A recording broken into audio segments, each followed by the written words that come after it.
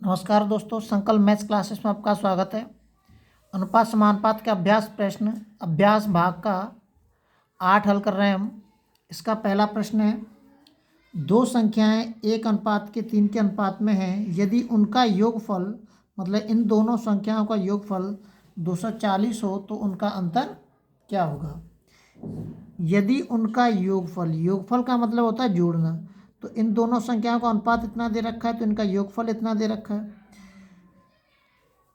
तो 1+3 बराबर के दे रखा है ये 240।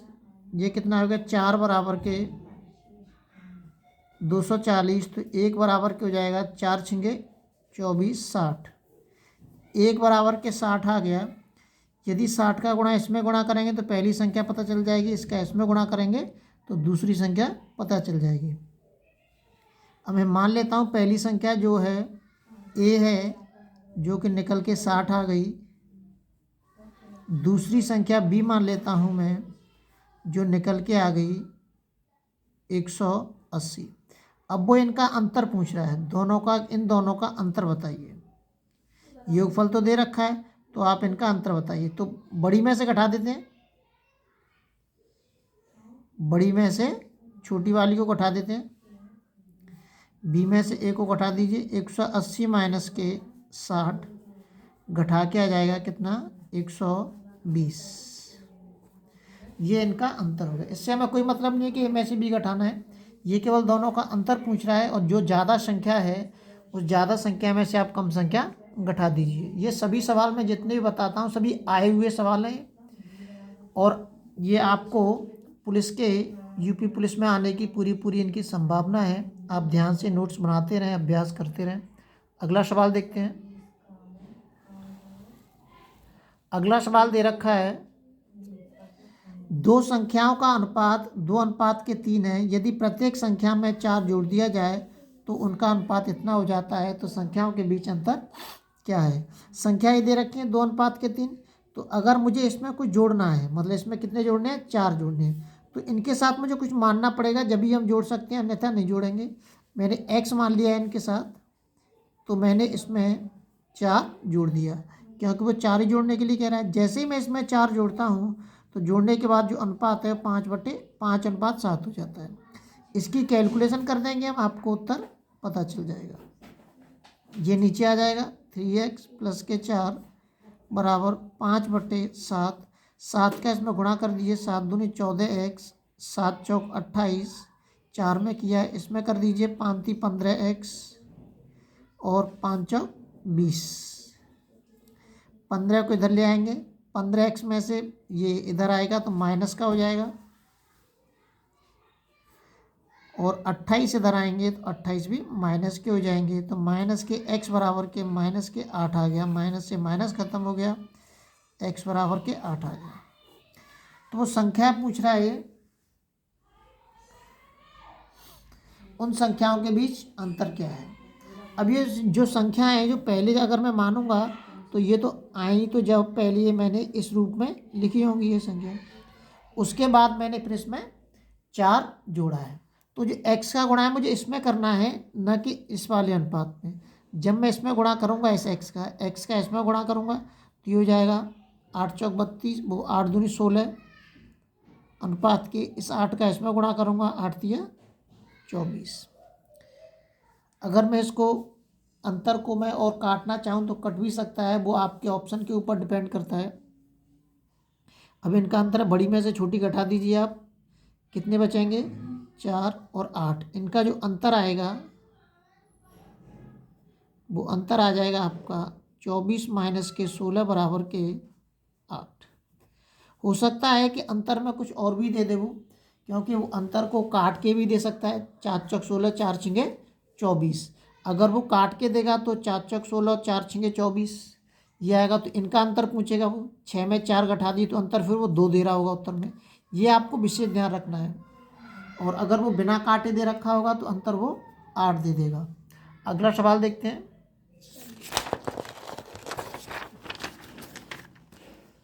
अगला सवाल दे रखा है, 3 संख्याएं a b c ऐसी हैं कि a का दुगना बी के तिगुने के बराबर है, बी का 4 गुना सी के 5 गुने के बराबर है। ए और सी का अनुपात ज्ञात कीजिए। ए का दुगुना, ए का मतलब गुणा होता है 2 गुना, बी का मतलब गुणा होता है 3 गुने के बराबर है।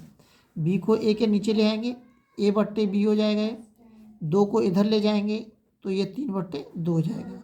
यहाँ से हमें अनुपात पता चल जाएगा, ए अनुपात के बी हो जाएगा यहाँ से 3 अनुपात के 2।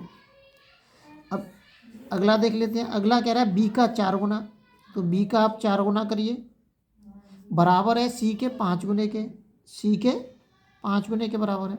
ऐसे ही कर देंगे, बी बट्टे सी इसके नीचे आ जाएगा और 4 इधर चला जाएगा, तो ये आ जाएगा बी अनुपात के सी बराबर के 5 अनुपात के 4। अब इनसे मुझे एक अनुपात निकालना पड़ेगा, ए अनुपात के बी अनुपात के सी। इस विधि को मैं कई वीडियो में आपको बता चुका हूँ। ए अनुपात के बी का मान, ए की जगह पे ए का मान, बी की जगह पे बी का मान, बी अनुपात के सी, बी की जगह बी का मान रखेंगे और सी के नीचे सी का मान रख देंगे। अब ये जो खाली है इसके सामने जो संख्या है उसी को बढ़ा देंगे, इसके जगह सामने संख्या उसी को बढ़ा देंगे। अब गुणा कर दीजिए, 5 × 15, 5 दूनी 10 और 2 चौक 8, ये अनुपात आ गया। अब वो किसी का भी पूछ ले, ए अनुपात के सी का पूछ रहा है तो ए अनुपात के सी लिख देंगे हम। ए अनुपात के सी दे रखा है, ए का मान दे रखा है 15 और सी का मान दे रखा है 8, ये ए अनुपात के सी का अनुपात आ गया। अगला देखते हैं। अगला दे रखा है 3 व्यक्ति स्थान ए से स्थान बी के लिए पैदल चलते हैं, उनकी जो चाल का अनुपात है वो इतना दे रखा है। वो कह रहा है समय का अनुपात ज्ञात कीजिए। जो चाल का जो अनुपात है, मैंने 3 व्यक्ति मान ले, ए अनुपात बी अनुपात के सी, चाल का अनुपात दे रखा है 4 अनुपात के 3 अनुपात के 5। अब जो चाल होती है, चाल का जस्ट उल्टा होता है समय हमारा, चाल का जस्ट उल्टा होता है हमारा समय। लेकिन अगर यहाँ पे केवल 2 संख्या होती तो उल्टा कर देते हम, 3 को इधर ले आते और 4 को इधर ले आते। अगर यहाँ पे केवल, अब मुझे निकालना है समय, ठीक है, समय यहाँ पे लिख देता हूँ मैं, ए अनुपात के बी अनुपात के सी। ध्यान रहे, अगर जो समय जो होता है वो चाल का उल्टा होता है, लेकिन अगर यहाँ पे केवल 2 संख्या होती तो मैं 3 अनुपात के 4 लिख देता, लेकिन यहाँ पे 3 संख्या है तो ऐसे मैं नहीं लिख सकता हूँ, तो ये मुझे निकालना पड़ेगा। ये लिख देते हैं 1/4 अनुपात के 1/3 अनुपात के 1/5। इनको फिर हम बट्टे में लिख लेंगे और इनका जो एलसीएम निकल के आएगा 5 × 15, 15 चौक 60। अनुपात के अंदर जो एलसीएम आता है उसका हम गुणा करते हैं, तो इनका मैंने गुणा कर दिया। गुणा करने के बाद 15 चौक 60, 15 बार गया, इसका 3 दूनी 20 × 60 और 12 60, ये इनका अनुपात निकल के आ गया हमारा। ये किसका अनुपात निकल के आएगा? ये आ गया हमारा समय का अनुपात। ये आया हुआ सवाल है, ध्यान रखना सभी सवाल जितने भी सवाल हैं सब ये एसएससी में आए हुए सवाल मैं आपको बता रहा हूँ, अभ्यास प्रश्नों में, जो आपको आगे वाले आने वाली जो एग्जाम है उसमें वो आपको मिल सकते हैं। अगला सवाल, तो ये ध्यान रखना है जो समय जो होता है वो चाल का उल्टा होता है। अगला सवाल देखते हैं। अगला सवाल दे रखा है, यदि किसी वस्तु के क्रय मूल्य और विक्रय मूल्य का अनुपात इतना है, कॉस्ट प्राइस और सेलिंग प्राइस का जो अनुपात दे रखा है वो 10:11 दे रखा है। अब वो कह रहा है लाभ प्रतिशत ज्ञात कीजिए। क्या ज्ञात करना है हमें? लाभ प्रतिशत। तो देखिए कॉस्ट प्राइस कितना था? 10 था और सेलिंग प्राइस कितना है? 11 है। तो कितने का लाभ हो रहा है? उसको 1 रुपये का लाभ हो रहा है, उसको 1 का लाभ हो रहा है। अभी जो 1 का जो लाभ हो रहा है वो कितने पे हो रहा है? लाभ कितने का हो रहा है? 1 का हो रहा है। अब मैं इस 1 को प्रतिशत में कन्वर्ट करना चाहूँगा, तो 1 है जी, 1 रुपया का जो फ़ायदा हो रहा है मुझे किस पे हो रहा है? कितने पैसों पे हो रहा है? कितने रुपए हो रहा है? 10 रुपये पे हो रहा है। 1 रुपये का लाभ है वो 10 रुपये पे होता है, क्योंकि लाभ प्रतिशत हमेशा लाभ हम किस पे पता करते हैं? कॉस्ट प्राइस पे पता करते हैं। तो कॉस्ट प्राइस दे रखी है 10। हमेशा ध्यान रखना है लाभ या हानि होती है वो हमें किस पे पता करते हैं? कॉस्ट प्राइस पे। तो यह आ गया प्रतिशत में कन्वर्ट करने के लिए इसको हम 100 का गुणा कर देंगे। मैं इसमें 10 × 100, 10 × 10, जो लाभ प्रतिशत आ जाएगा वो कितना आ जाएगा? 10। इसका जो लाभ प्रतिशत है वो 10 दे रखा है। अगले वीडियो में आपसे फिर मिलते हैं।